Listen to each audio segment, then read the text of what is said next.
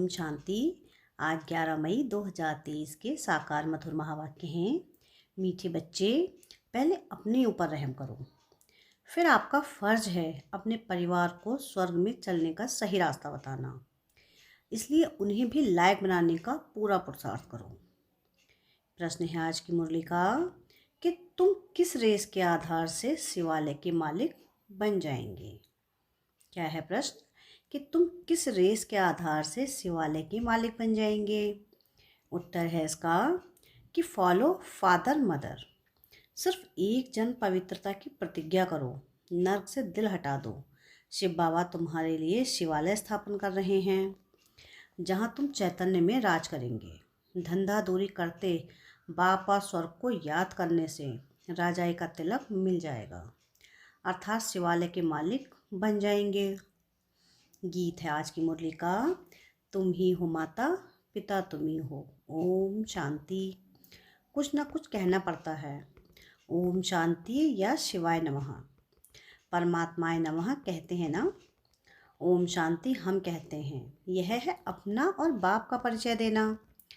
वह महिमा भक्त लोग करते हैं। तो अवेव माता च पिता त्वमेव। तुम तो बच्चे हो जिसकी महिमा भक्त लोग भक्ति मार्ग में करते हैं।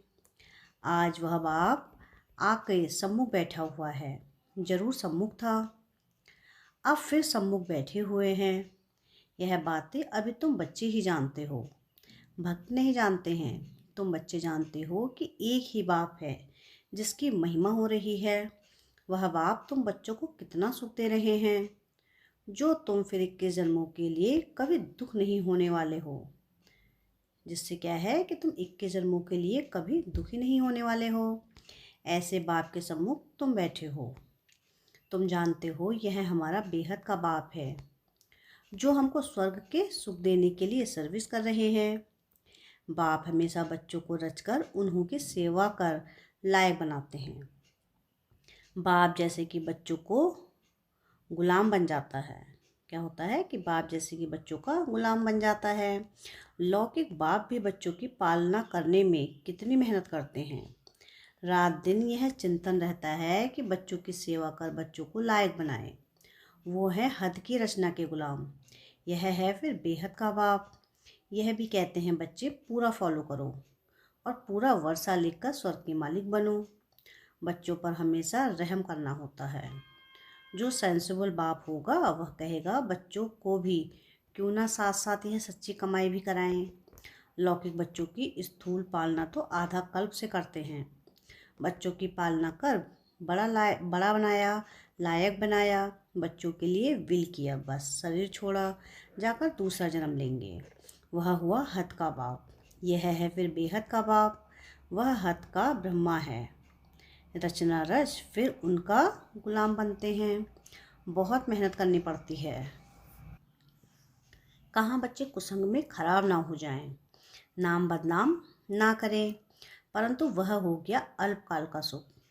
उन्हें यह पता नहीं कि बच्चा सपूत निकलेगा या कपूत। कई ऐसे कपूत निकलते हैं जो एकदम खाना खराब कर देते हैं, बाप की मिल्कियत को एकदम उड़ाकर चट कर देते हैं। इसे बड़ी संभाल करनी पड़ती है। बेहद के बाप को कितना फुरना रहता है। कहते हैं तुम भी वर्षा लो और अपनी रचना को भी वर्षा दो, परंतु फिर भी कपूत बच्चे होते हैं तो बाप का कहना नहीं मानते हैं। बाप कहते हैं पढ़ाई करो तो पढ़ते नहीं, पवित्र नहीं बनते। कोई मुश्किल कोटों में कोई में भी कोई आज्ञाकारी निकलते हैं। यहाँ तो श्रीमत मिलती है। तो माता पिता, यह एक की महिमा है, परंतु मनुष्य न जानने के कारण श्री कृष्ण के आगे, लक्ष्मी नारायण के आगे कहेंगे कि तो माता पिता हम बालक तेरे। यह भी अंधश्रद्धा है। अब लक्ष्मी नारायण प्रारब्ध भोगते हैं, उनको अपने बच्चे हैं। हम उनको कैसे कहते हैं कि तुम माता पिता। वास्तव में यह महिमा एक की ही है। गीत में सुना कि ऊंच से ऊंचा है शिव बाबा, सबका सदगति दाता, सबको सुखधाम शांति धाम में ले जाने वाला। तो ऐसे बाप की श्रीमत पर जरूर चलना चाहिए। समझते भी हैं माता पिता से ही 21 जन्मों के लिए सुख घनेरे मिलते हैं, परंतु ऐसी श्रीमत पर कोई मुश्किल चलता है, बहुत ऊंचा वर्षा मिलता है। बाप कहते हैं मैं तुम बच्चों के लिए हथेली पर बहिश्त लाया हूँ। जब श्रीमत पर चलो तब लायक बनो, कदम कदम पर मत लेनी है। मत पर नहीं चलते तो ऊंच पद पा ना सके। स्वर्ग में लक्ष्मी नारायण का राज्य था, यह किसको पता ही नहीं। आगे हम भी कहते थे फलाना स्वर्गवासी हुआ, अन्यथा सन्यासी। कोई मरेंगे तो कहेंगे ज्योति जोत समाया, परंतु जाता कोई नहीं है। जीवन मुक्त व मुक्तिदाता एक ही बाप है, वह ना आए तब तक कोई जा ना सके। वह है निराकारी दुनिया। निराकारी बाप और निराकारी आत्माएं वहाँ रहती हैं, जिसको परमधाम भी कहा जाता है। साइंस घमंडी समझते हैं यहाँ भी जन्मते और मरते हैं, जैसे मच्छर। सृष्टि के चक्र को किसको भी पता ही नहीं। सर्वव्यापी के ज्ञान से कोई कुछ भी समझ ना सके। अब तुमको बाप मिला है, कहते हैं बच्चे अब वापस चलो। मैं कल पहले मुआफिक सबको ले जाने आया हूँ। तुम्हारी आत्मा में बहुत खाद पड़ी है। सबकी आत्मा तथा शरीर आयरनाइज्ड हो गए हैं, उनको फिर से सतो प्रधान बनना है। तुम बच्चों की आत्मा सतो प्रधान थी, तब गोल्डन एज वर्ल्ड थी। पवित्र आत्मा का पवित्र सोने जैसा शरीर था, उसको सच्चा जेवर कहा जाता था। अब तो क्या हो गया है, 1% भी सच्चा सोना नहीं रहा है, खाद पड़ी हुई है। अब बाप कहते हैं सिर्फ मुझ बाप को याद करो तो सच्चा सोना बनते जाएंगे, आत्मा उड़ने लग जाएगी। अभी पंख टूटे हुए हैं, जैसे पुरुषार्थ करेंगे वैसा पद पाएंगे। कितनी ऊंची पढ़ाई है। भगवानुवाच मैं तुमको राजयोग सिखलाता हूँ, जिससे तुम राजाओं का राजा बनेंगे। भिखारी पुजारी राजाओं के भी पूज्य बनेंगे। गाया भी है आप ही पूज्य आप ही पुजारी। तुम जानते हो हम सो पूज्य देवी देवता थे, फिर हम सो पूज्य चंद्रवंशी बने। हम सो पूज्य और पुजारी बनते हैं। बाप आकर पुजारी से पूज्य बना रहे हैं। अब ज्ञान जिंदाबाद हो रहा है। ब्रह्मा सो ब्रह्मा कुमार कुमारियों की रात अब पूरी होती है। रात कब से आरंभ होती है यह शास्त्रवादी नहीं जानते हैं। ब्रह्मा का दिन सतयुग त्रेता और द्वापर कलयुग के आदि से रात शुरू होती है। यह सब बातें तुम बच्चों की बुद्धि में हैं। अब 84 जन्म पूरे कर हम फिर से राज्य भाग भोगेंगे। सतयुग में यह ज्ञान नहीं रहेगा, वहाँ है प्रारब्ध। वहाँ भी तुम अपने बाप से वर्षा लेते हो, परंतु वह इस समय की प्रारब्ध है जो 21 जन्म चलती है। भारत पर ही सारा खेल है। सतयुग में जो देवी देवताओं का राज्य था वह अभी आसुरी बना है। प्रजा का प्रजा पर राज्य है। बाप कहते हैं बच्चे hear no evil see no evil. बंदर का एक चित्र दिखाते हैं। इस समय मनुष्य बंदर मिसल बन पड़े हैं, इसलिए बंदर की शक्ल दिखाते हैं। बात इस समय की है, इसको कहा जाता है रौरव नर्क। बिच्छू टिंडन मिसल एक दो को काटते रहते हैं। बच्चे बाप का भी खून कर देते हैं। माया ने सबको डर्टी बना दिया है। भारत हेवन था, अब हेल है। 84 जन्म भी भारतवासियों के हैं। बाप कहते हैं मैं कितने समझाने देता हूँ। कहते हैं I am most obedient father. Father servant, teacher servant, Guru servant. अब मैं आया हूँ, पंडित लोग भी यात्री के सर्वेंट होते हैं, रास्ता बताने वाले। अब मैं तुम बच्चों को स्वर्ग ले चलने के लिए गाइड बना हूँ, लिबरेट करता हूँ। हिस्ट्री रिपीट जरूर होगी। ग्रंथ में भी कहते हैं भी सत्य होशी भी सत्य। एक ओमकार, यह परमात्मा की महिमा है। एक तरफ कहते हैं अजूनी, दूसरी तरफ कहते हैं सर्वव्यापी। जिधर देखता हूँ तू ही तू है। यहाँ हम आए हैं मौज करने, ऐसे बहुत ही कहते हैं। अब बाप कहते हैं बच्चे यह सब बातें तुम्हें डुबोने वाली हैं। सर्वव्यापी का ज्ञान डुबो देता है। बाप कितना समझाते हैं, कोई तो झट निश्चय करते हैं कि बाप से वर्षा लेना है। इन जैसा स्वीट फादर मिल नहीं सकता। स्वर्ग की स्थापना करने वाला बाप है। जब बाप मिले तभी हम स्वर्ग के मालिक बने। ऐसे बाप को झट अपना बनाना चाहिए। मुझे तो बच्चे चाहिए जो कल पहले बने थे, वही आकर सपूत या कपूत बनेंगे। कल पहले मुआफिक। स्त्री की बच्चों की जवाबदारी क्रिएटर बाप के ऊपर है। उनका फ़र्ज है बच्चों को भी स्वर्ग का मालिक बनाए।